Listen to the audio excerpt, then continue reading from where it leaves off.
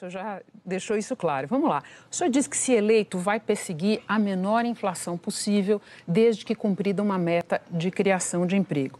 O senhor sabe que nada corrói tanto o poder de compra das pessoas mais pobres do que a inflação, os preços aumentando dia a dia, o salário parado. Portanto, essa sua proposta, eu acho que ela levanta uma questão importante.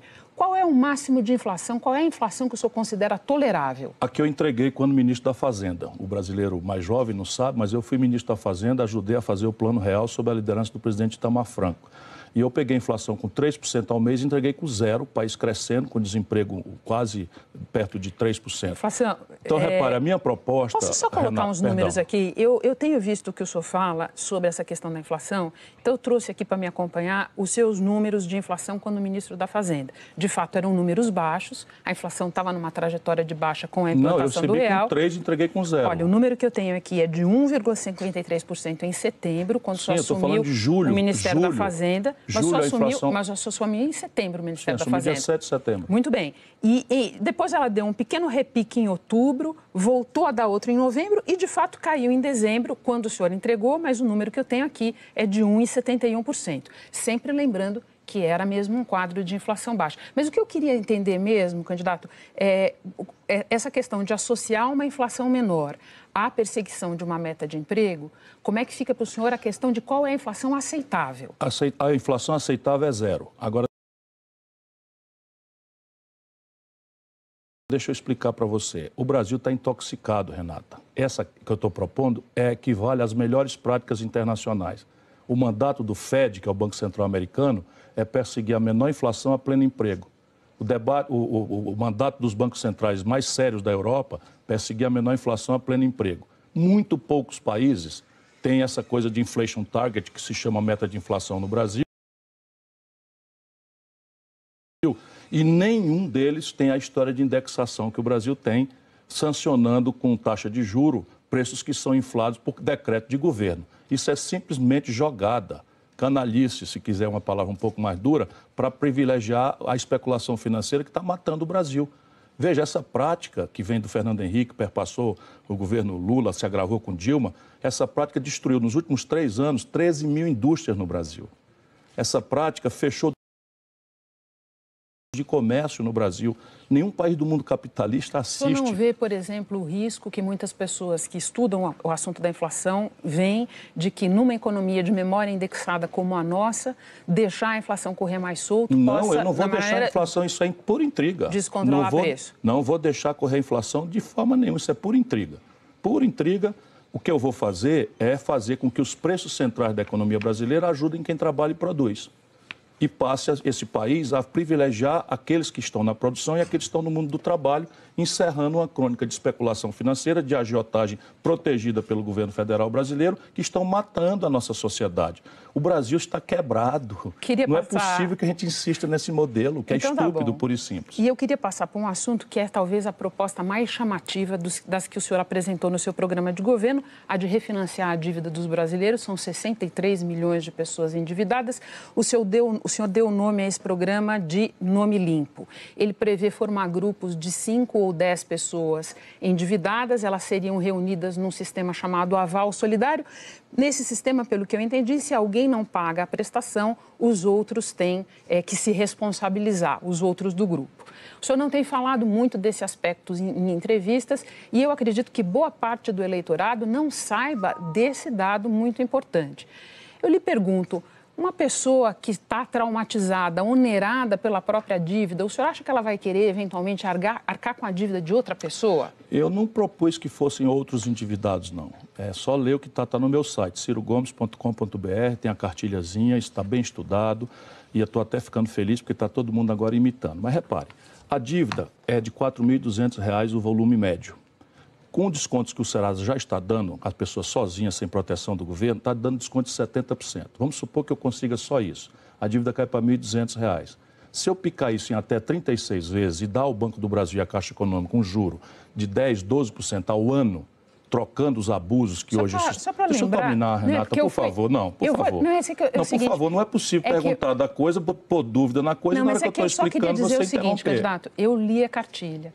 E, de fato, o senhor fala em organizar grupos de 5 a 10 devedores. Mas não precisam ser devedores. São 5 a 10 pessoas, porque quando você aluga uma casa, você, Renata Lopretti, respeitada, querida, precisa ter um avalista, precisa ter um fiador. Quando o cidadão compra um carro financiado, ele fica com reserva de domínio. Por quê? Porque isso é a garantia. Por quê? Porque eu quero que o Banco do Brasil e a Caixa Econômica tenham garantias. E a garantia qual é? Você reúne 5 a 10 pessoas e elas assinam solidariamente. Se a prestação é R$40, que você me interrompeu, dividindo por 36 vezes, dá R$40 por mês. 10 pessoas juntas, se uma delas falhar, elas têm que dividir, dá R$4 por mês para cada avalista. Vamos concordar que isso é o mínimo de solidariedade comunitária que o nosso povo está cansado de fazer. Candidato, quando a gente pergunta sobre essa proposta, a gente não está perguntando por não, de alguma maneira, ignorar que as pessoas buscam uma solução. A única coisa que me aborrece é interromper quando eu estou respondendo. Não, a gente não está ignorando que as pessoas buscam uma solução para a questão da inadimplência. É exatamente para entender. Isso é um problema de macroeconomia. O principal motor, não fiz isso porque sou bonzinho. Eu fiz isso quando eu estou estudando, são 4 grandes motores que eu vou fazer, consertar para eles devolverem a atividade econômica e gerar os empregos que nós precisamos gerar para o Brasil. 13 milhões e 700 mil desempregados, 32 milhões e 200 mil brasileiros vivendo de bico, correndo da repressão pelas ruas das cidades. Eu estou estudando com a minha vivência, consultando toda a melhor inteligência, e o principal motor de ativação econômica no nosso país é o consumo das famílias. Tá. Se eu não consertar o crédito popular, como é que o consumo das famílias se restaura? Então, se eu restauro, o comércio vende, se o comércio vende, a indústria produz, os empregos aparecem e o dinheiro para pagar a melhoria na saúde, na educação, na segurança surge, porque eu sou um homem sério.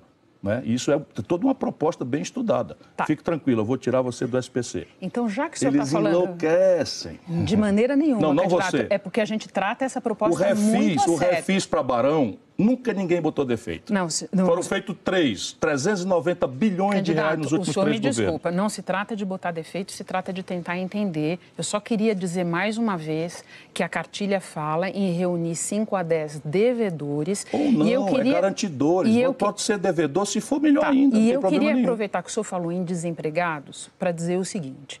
Quem estuda esse assunto do crédito a fundo diz que é muito arriscado estabelecer um programa como esse num cenário de desemprego alto.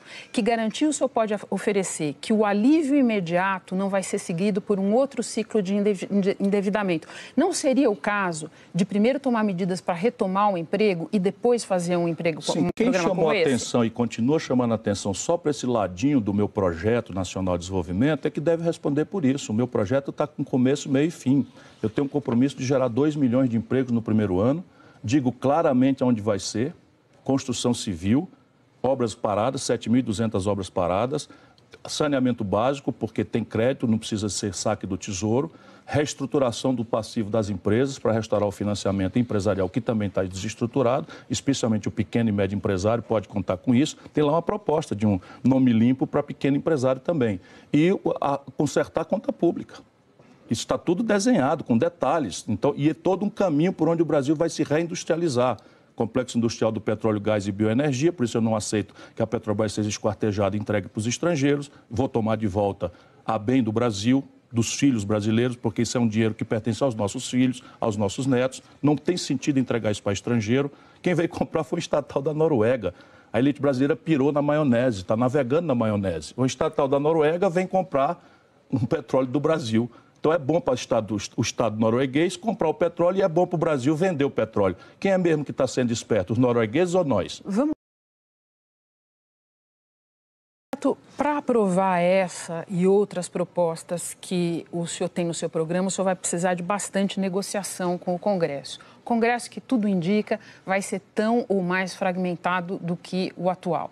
O senhor foi deputado federal entre 2007 e 2011. Algumas vezes o senhor disse com bastante sinceridade que nem gostou de ser deputado. Foi o pior momento da minha vida. Faltou quase metade das sessões deliberativas, não aprovou nenhum projeto.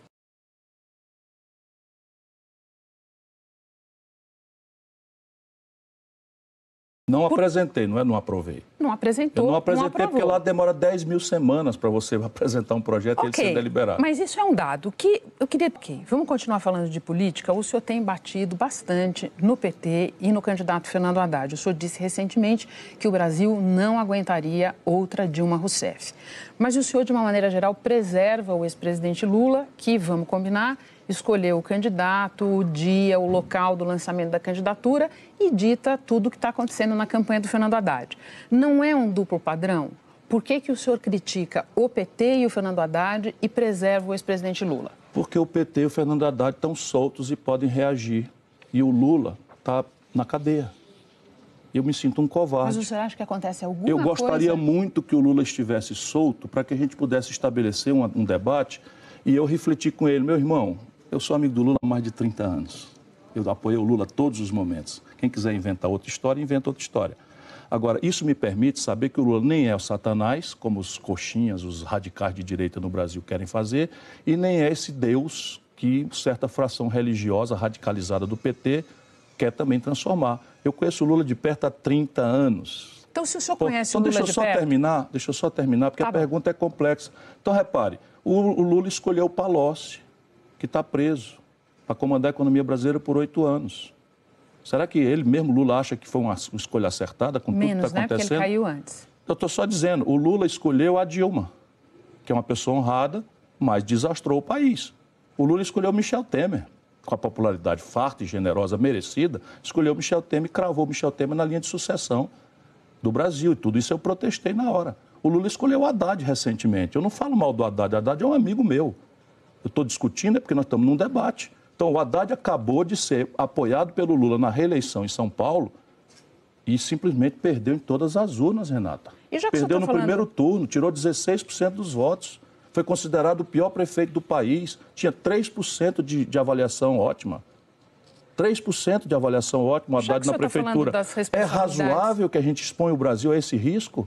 Com a radicalização fascistoide, odienta, radicalizada que nós estamos assistindo, que já descambou para a violência física, que o Brasil vai repetir essa mesma confrontação, que dia nosso povo vai ter sossego para poder trabalhar, para poder produzir? Isso é que eu quero ajudar o Brasil a achar, o caminho do equilíbrio, né, do diálogo, em que a gente estabeleça as diferenças sem esse radicalismo extremado. Então, já que o senhor está falando das responsabilidades do ex-presidente Lula, qual é, no seu entender, a responsabilidade do ex-presidente Lula no Mensalão e no Petrolão? No Mensalão eu estava lá. Ele, de fato, não sabia. Eu tenho razões genuínas para acreditar que ele, de fato, falou a verdade quando disse que não sabia. No Petrolão não dá. No Petrolão simplesmente não dá, porque não é que ele sabia que as pessoas estavam roubando, mas ele sabia que as pessoas estavam procurando essas indicações para roubar. Isso aí, infelizmente, eu, por exemplo, falei para ele várias vezes do Sérgio Machado. Tá. O senhor teve numa sabatina no Jornal o Globo na semana passada e lá o senhor comentou uma entrevista, logo